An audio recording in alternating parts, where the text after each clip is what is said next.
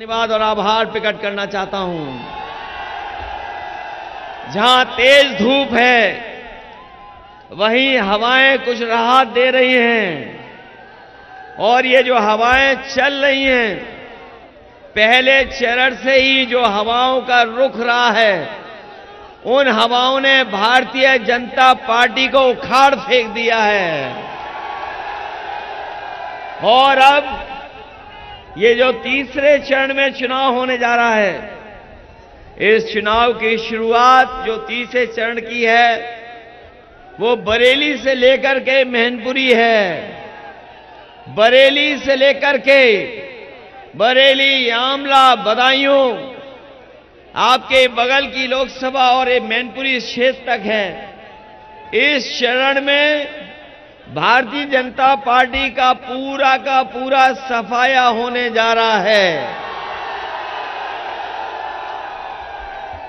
ये जो बीजेपी के बड़े बड़े नेता मैनपुरी भी आ रहे हैं, वो केवल औपचारिकता कर रहे हैं, वो केवल मैनपुरी देखने आए हैं और मैनपुरी की जनता का रिकॉर्ड देखेंगे बाद में। ये जो बीजेपी के बड़े बड़े लोग आए हैं वो केवल मैनपुरी में औपचारिकता कर रहे हैं। जब चुनाव परिणाम आएगा तो न केवल जीत का होगा बल्कि वो रिकॉर्ड मतों के वोट से जीतने वाला परिणाम होने जा रहा है। और अब तो भारतीय जनता पार्टी की हर पोल खुल गई, हर पोल खुलती चली जा रही है। अभी तक तो हम और आप लोगों को संविधान से सावधान कर रहे थे कि ये संविधान खत्म कर देंगे, लेकिन जो जानकारी हासिल हो रही है, जो जानकारी हासिल हो रही है, उससे तो लग रहा है कि अब ये जान के पीछे भी पड़ गए हैं। अभी तो संविधान पे सवाल उठा रहे थे बीजेपी के लोग, लेकिन जब से कोर्ट का फैसला आया है, जिन लोगों को इन्होंने वैक्सीन लगवाई, तो अब न केवल संविधान को खतरा पैदा किया है, बल्कि वैक्सीन लगवा करके हमारी आपकी जान को भी खतरा पैदा कर दिया। जो लोग फ्री की वैक्सीन लगवा रहे थे, यहां पर हो सकता है बहुत सारे लोगों ने वैक्सीन लगवा ली हो, लेकिन हम हैं जिन्होंने नहीं लगवाई। अब हम सरकार से कहेंगे कि जैसे फ्री वैक्सीन लगवाई, जो जानकारी मिल रही है कि अब लोग अपना हार्ट दिखवाना चाहते हैं, जांच करवाना चाहते हैं, और जिन लोगों ने फ्री वैक्सीन लगवाई बीजेपी के लोगों ने, कम से कम हमारे गरीब लोगों का ये इंतजाम करें कि कोई अस्पताल हो, बड़े से लेकर छोटा तक, हमारे गरीबों की जांच फ्री हो, ईसीजी फ्री हो, कम से कम उनकी जान बचाई जा सके। अब ये तो बात पता लग गई कि वैक्सीन ने खतरा पैदा कर दिया। हमारे गरीब भोले वाली जनता जानती नहीं थी कि बीमारी कैसे जाएगी, लेकिन बीजेपी के लोगों ने सबको वैक्सीन लगवा दी। 80% आबादी उसी वैक्सीन के लगाने से हो सकता है खतरे की घंटी बज जाए। ये जो गारंटी देते फिर रहे थे, बताओ वैक्सीन लगवा करके हमारे आपके जीवन के सामने खतरे की घंटी बजा दी कि नहीं बज गई। और फिर जो वोट मांगने आ रहे हैं बीजेपी के लोग, उनके हर वादा झूठा निकला। और हमें तो अपने जो कवि बैठे हैं उनकी वो लाइन याद आती है कि इन लोगों की हर बात झूठी और झूठे वादे रहे। 10 साल में जो दिल्ली की सरकार ने जो किसानों को कहा कि उनकी आय 2 गुनी हो जाएगी, यहां किसान भाई हमें दिखाई दे रहे हैं चारों तरफ, या उनके परिवार के लोग हैं, बताओ किसी किसान की आय दोगुनी हो गई हो? और महंगाई लगातार बढ़ती चली जा रही है। ये महंगाई बढ़ती चली जा रही है, महंगाई को रोकने का नाम नहीं ले रहे हैं।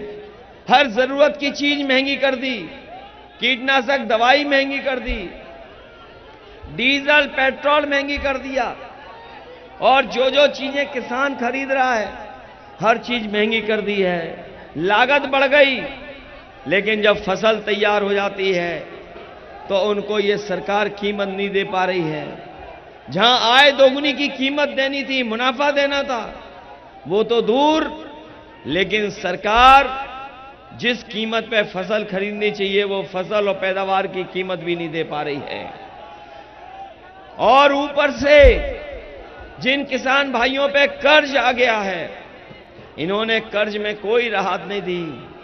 लेकिन पिछले 10 साल में बीजेपी के लोगों ने बड़े बड़े उद्योगपतियों का 16 लाख करोड़ कर्ज माफ किया है। जब नियम बनाए, कानून बनाया, तो ये कहा कि 5 करोड़ से ऊपर जिनका कर्ज है उनका कर्ज माफ होगा। हम उनसे पूछना चाहते हैं कि जब आप नियम बना रहे थे तो हमारे किसानों के लिए नियम क्यों नहीं बनाया? ये नियम क्यों नहीं बनाया कि जिन लोगों का लाखों में कर्ज है उनका भी माफ होगा? इन्होंने 5 करोड़ से ऊपर वालों का कर्ज माफ किया है, लेकिन लाखों में जिनका कर्ज था उनका माफ नहीं किया है। मैं अपने किसान भाइयों को कह के जा रहे हैं कि समाजवादी पार्टी और इंडिया गठबंधन ने तय किया है कि जिस तरीके से उद्योगपतियों का कर्ज माफ हुआ है, अपने किसानों का भी कर्ज माफ कराने का काम हम लोग करेंगे।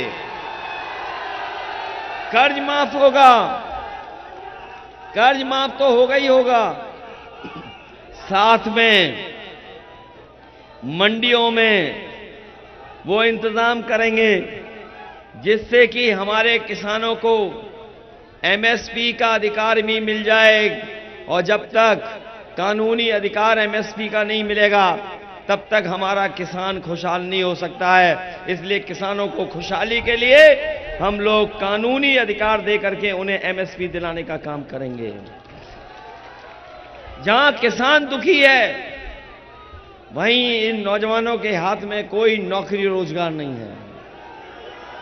ये जितने नौजवान हैं सब रोजगार दिखाई दे रहे हैं, किसी के हाथ में रोजगार नहीं, नौकरी नहीं। और अगर मेहनत करके परीक्षा देने भी गए तो पेपर लीक हो गया। हर परीक्षा का पेपर लीक हुआ, 10 से ज्यादा परीक्षाओं के पेपर लीक हो गए। ये दिल्ली से आ रहे हैं और लखनऊ से आने वाले बीजेपी के नेता क्या हमारे नौजवानों के भविष्य के बारे में कोई चिंता कर रहे हैं? क्या उन्होंने पेपर लीक के बारे में कुछ बात कही, आश्वासन दिया? कोई आश्वासन नहीं दिया। हम अपने नौजवानों को कह के जा रहे हैं कि सरकार में 30 लाख नौकरियां खाली हैं। आरक्षण के साथ साथ उन नौकरियों को भी भरने का काम करेंगे जिससे हमें नौजवानों को नौकरी मिल जाए। यहां पर जो नौजवान हैं, यहां पर हमारे फौज के परिवार के लोग होंगे, वो जानते होंगे वो नेताजी का ही फैसला था जिसकी वजह से अगर कोई जवान शहीद होता था सीमा पर तो उसको पूरे सम्मान के साथ घर परिवार के बीच में ला करके आखिरी समय पर दर्शन करने का मौका मिलता था। वो नेताजी का फैसला था और उसका परिणाम यह हुआ कि सरकार को बजट के साथ साथ सब सुविधाएं और इंतजाम करना पड़ा। लेकिन आप लोग जानते होंगे, नौजवानों ने देखा होगा कि ये जो नई व्यवस्था लाए हैं अग्निवीर की, न ये नौकरी पूरी है, और अगर नौकरी पाने के बाद कोई नौजवान शहीद भी हो गया तो ना उसे कोई सुविधा मिलेगी, ना शहीद होने पर वो सम्मान मिलेगा। इसलिए अपने नौजवानों से कह के जा रहे हैं कि ये अग्निवीर वाली व्यवस्था को हम लोग स्वीकार नहीं करेंगे। और जैसे फौज में जो पक्की नौकरी होती थी, जो पक्की नौकरी मिलती थी, वर्दी पहन करके जीवन भर सेवा करने का मौका मिलता था, उसी तरह की भर्ती कराने का काम करेंगे। ये समाजवादियों ने आश्वासन दिया है। हम तो सोचते हैं अपने खाकी वर्दी वाले भाइयों के बारे में भी। हालांकि ये कभी कभी नाराज भी हो जाते हैं, लेकिन अपनी जिम्मेदारी भी निभाते हैं कई बार। और ये बीजेपी वाले कहीं आ गए इस बार, तो अभी तो फौज वालों की नौकरी 4 साल की है, हो सकता है हमारे खाकी वालों की भी नौकरी 3 साल की कर दें। इसलिए सावधान रहोगे कि नहीं रहोगे? कई बार लोग कहते हैं कि बताओ कैसे हो जाएगी 3 साल की नौकरी। मैं उनसे सवाल पूछता हूं, बताओ अग्निवीर का क्या आपको पता था कि 4 साल की नौकरी हो जाएगी? क्या आपको पता था कि आधी रात को नोटबंदी हो जाएगी और नोट सब जमा करने पड़ जाएंगे? क्या आपको पता था कि ये बैंकें डुबा दी जाएंगी? क्या आपको पता था कि हवाई जहाज बिक जाएंगे? क्या आपको पता था कि रेलवे विभाग भी प्राइवेट हाथों में चला जाएगा? पानी का बंदरगाह प्राइवेट चला जाएगा, निजी हाथों में। टेलीफोन वाला निजी हाथों में चला जाएगा। ये न केवल नौकरी से हमें दूर कर रहे हैं, बल्कि हमारे जो संविधान हमें अधिकार देता है, संविधान जो हमें न्याय दिलाता है, उस न्याय से भी दूर कर रहे हैं। इसलिए समाजवादी पार्टी का यह मानना है कि जो संविधान में व्यवस्था है, जो संविधान ने हमें अधिकार दिया है, उन अधिकारों के तहत हमें नौकरी मिले, हमारा भविष्य बेहतर हो। इसलिए हम उस दिशा में काम करेंगे। वहीं अपने साथियों से ये भी कहने आए हैं कि इन बीजेपी वालों से बहुत सावधान रहना। ये कहते कुछ हैं और करते कुछ और हैं। ये इलेक्टोरल बॉन्ड जब से आया है, जब से लोगों को जानकारी मिल गई चंदा वसूली की, तब से बीजेपी का बैंड बजा हुआ है। इन्होंने कोई छोटा मोटा पैसा नहीं लिया है। जिन लोगों को जानकारी होगी वो जानते होंगे, छोटा मोटा पैसा नहीं लिया है। बड़े बड़े उद्योगपतियों से हजार करोड़ रुपए लिए हैं। किसी से 1000 करोड़ लिए, किसी से 600 करोड़, किसी से 500 करोड़, कभी किसी से 400 करोड़ भी ले लिए। और ये जो वैक्सीन कंपनी वाली है, जो वैक्सीन लगवा रही थी, इससे भी पैसे वसूल लिए। और जो लोग मीट एक्सपोर्ट करते हैं, जो मांस एक्सपोर्ट करते हैं, उनसे भी पैसा वसूल लिया बीजेपी ने। बताओ बीजेपी ने चंदा वसूला कि नहीं वसूला? और उसी का परिणाम है कि एक तरफ तो भ्रष्टाचार किया है, वहीं महंगाई कर दी। आज हर चीज महंगी है कि नहीं है? हमने तो कई जगह जनता को याद दिलाया। हमारे पुराने लोग खड़े होंगे, वो जानते होंगे, पहले पार्ले जी का बिस्किट पैकेट इतना बड़ा आता था,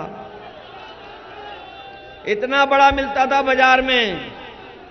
लेकिन जैसे जैसे महंगाई बढ़ी और उन्होंने मुनाफा कमाना शुरू किया, पैकेट छोटा होता चला गया। अब बताओ कितने रुपए का पैकेट आ रहा है? 5 बिस्किट का पैकेट हो गया है। ये दोबारा आ गए सरकार में तो हो सकता है 1 बिस्किट वाला आपको पैकेट मिले।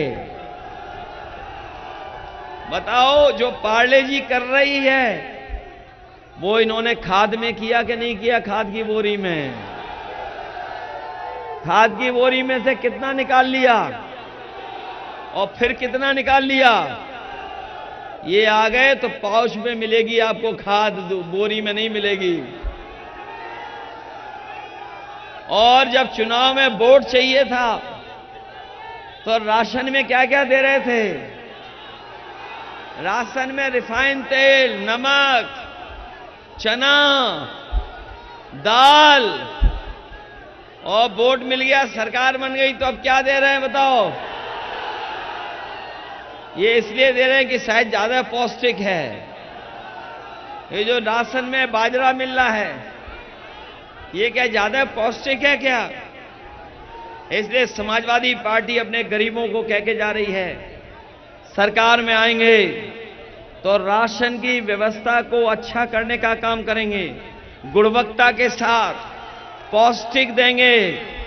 और जिस तरह शहरों में बड़े लोग, संपन्न लोग आजकल पैकेट में आटा खा रहे हैं, वो पौष्टिक आटा है, वो स्वास्थ्य के लिए भी बेहतर है, कई लोग ऐसा बना रहे हैं। तो हम अपने गरीबों कह के जा रहे हैं, राशन की गुणवत्ता बेहतर करेंगे और गुणवत्ता के साथ साथ पौष्टिक आटा और डाटा फ्री दिलाने का काम करेंगे।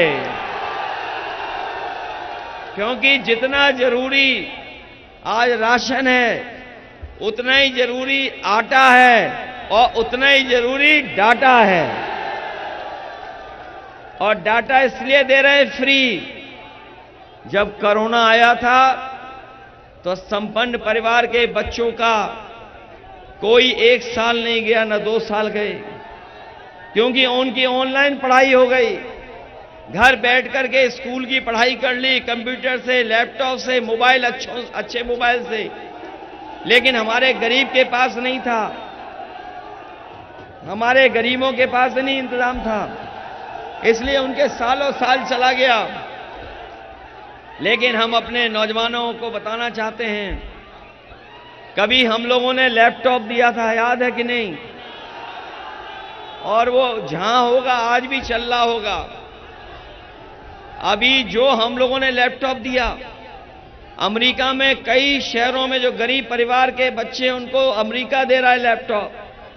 सोचिए हम लोगों ने कब दिया था अपने गरीबों को, और इसलिए दिया था कि इस तकनीकी के युग में जहां संपन्न लोगों के पास सब साधन है, हमारे गरीब के घर में कोई साधन नहीं है, इसलिए कम से कम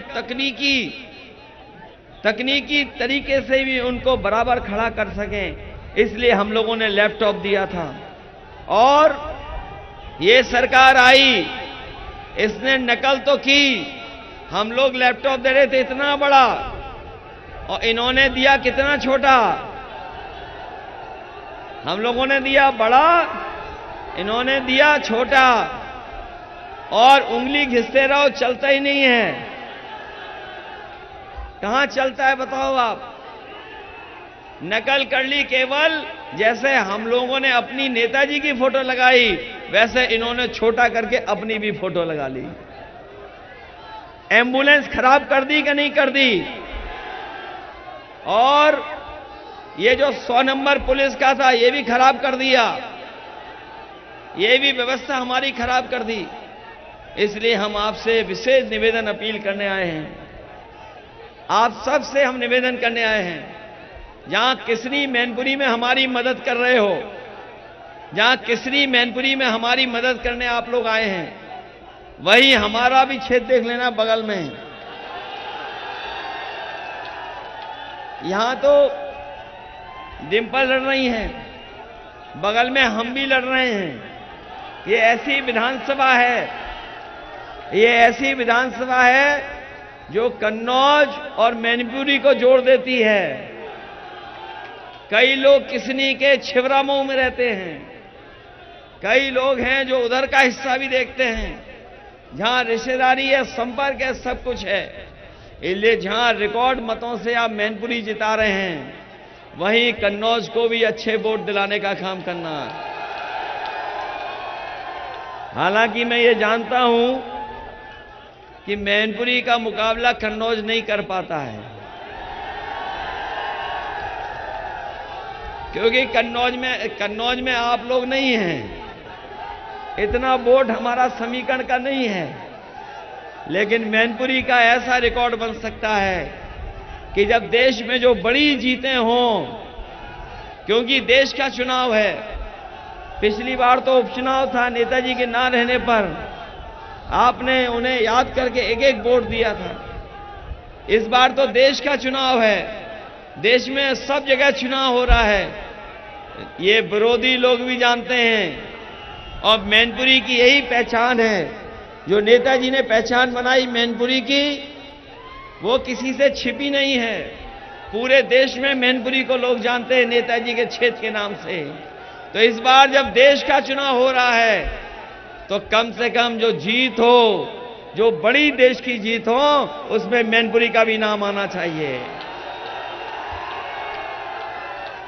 ये जो बाहर से लोग आए हैं वोट मांगने, कल सुना था कि कोई आए थे लखनऊ वाले, ये लखनऊ वाले आए थे, अपना रोड शो कर रहे थे, रोड शो।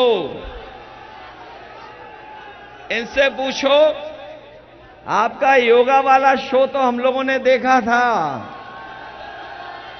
ये जो रोड शो कर रहे थे कल, उनका योगा वाला शो देखा था?